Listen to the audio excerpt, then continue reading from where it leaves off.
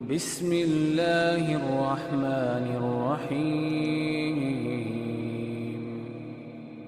رسول اللہ صلی اللہ علیہ وآلہ وسلم نے تیسرا حکم یہ دیا، یہ 10 دن چونکہ بڑے ہی بابرکت دن ہیں، ان 10 دنوں میں روزہ رکھا جائے، اور خصوصاً یوم عرفہ کا روزہ۔ رسول اللہ صلی اللہ علیہ وآلہ وسلم کی زوجہ مطہرہ سے حنیدہ ابن خالد بیان کرتے ہیں، كان رسول اللہ صلی اللہ علیہ وسلم يصوم 9 ذی الحجہ ويوم عاشوراء و3 ایام من کل شہر۔ رسول اللہ صلی اللہ علیہ وآلہ وسلم ذی الحجہ کے پہلے 9 دنوں کے روزے رکھتے اور ہر مہینے 3 روزے رکھتے ایام 20 کے، اور یوم عاشوراء 10 محرم کا روزہ رکھا کرتے، اور خصوصاً یوم عرفہ جس دن حاجی میدان عرفات میں پہنچتے ہیں، اس دن روزہ رکھنا رسول اللہ صلی اللہ علیہ وسلم سے سوال کیا گیا۔ ابو قتادہ رضی اللہ تعالی عنہ روایت کرتے ہیں، سئل رسول اللہ صلی اللہ علیہ وسلم عن صوم یوم عرفہ فقال یکفر السنة الماضیہ والباقیہ۔ سوال کیا گیا یوم عرفہ کا روزہ اگر رکھا جائے تو اس کی کتنی نیکی ملے گی؟ فرمایا 2 سال کے گناہوں کو معاف کر دیا جائے گا، یکفر السنة الماضیہ والباقیہ۔ اور دوسری روایت میں آتا ہے، احتسب علی اللہ ان یکفر السنة التي قبلہ والتي بعدہ۔ میں یہ اللہ رب العزت پہ یقین رکھتا ہوں کہ اللہ رب العزت جو سال گزر چکا ہے اور جو گزر رہا ہے، ان 2 سالوں کے گناہوں کو معاف کر دیں گے۔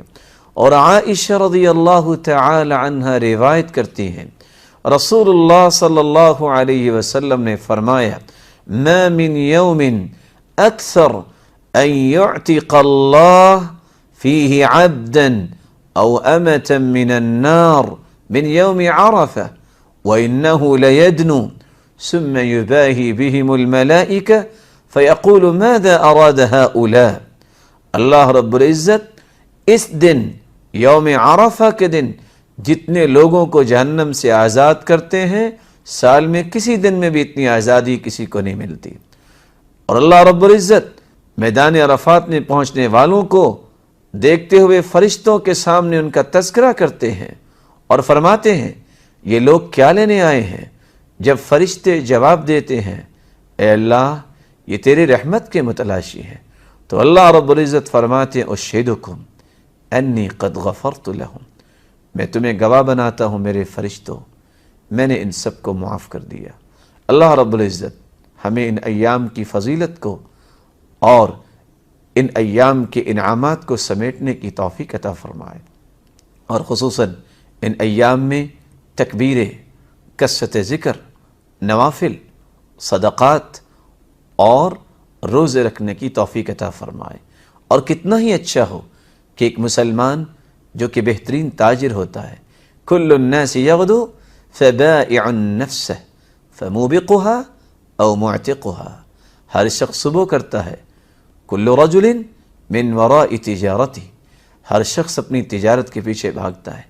ایمان کی تجارت کو فروغ دینے کے لیے یہ بہترین موقع ہے کہ اگر ایک انسان کسی کو اس بات کی تلقین بھی کرتا ہے کہ روزہ رکھو، پھر افطاری کا بندوبست بھی کرتا ہے، کتنا خوبصورت پہلو ہے۔ من فطر صائما فلہ اجر مثل الصائم، جو کہ کسی کی افطاری کرواتا ہے اس کو اتنا ہی اجر ملتا ہے جتنا روزہ رکھنے والے کو ملتا ہے۔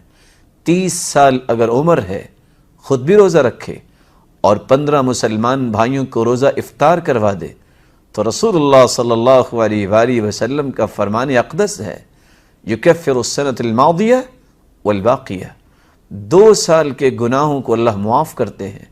تو شاید ایک دن 15 لوگوں کو کھانا کھلانا، افطاری کروانا، اور خود بھی روزہ رکھنے والا افطاری کے بعد اپنی زندگی کو پاک صاف بنا سکتا ہے۔ اللہ رب العزت ہمیں اس بات کی توفیق عطا فرمائے۔ ہم مغفرت کی راہوں کو اختیار کریں، ہم اللہ کے تقرب کی راہوں کو اختیار کریں، اور اللہ رب العزت قیامت کے دن اپنے پیارے پیغمبر کی رفاقت نصیب فرمائے اور اپنے دیدار کا مستحق بنائے۔